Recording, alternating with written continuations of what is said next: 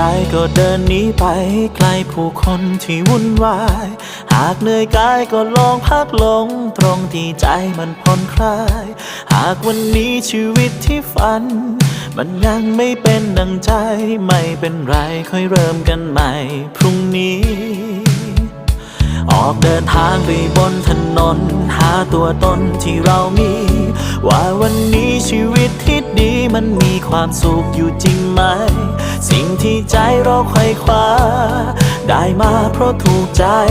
หรือเพียงหวังให้ใครต่อใครเขาถูกใจทิ้งมันไปก่อนตอนที่ใจหวังในบางครั้งความคาดหวังก็ทำให้เรานั้นทุกข์ใจวางมันไปก่อนตอนที่ใจทุกข์สุขที่แท้อาจไม่มีแม้สิ่งใด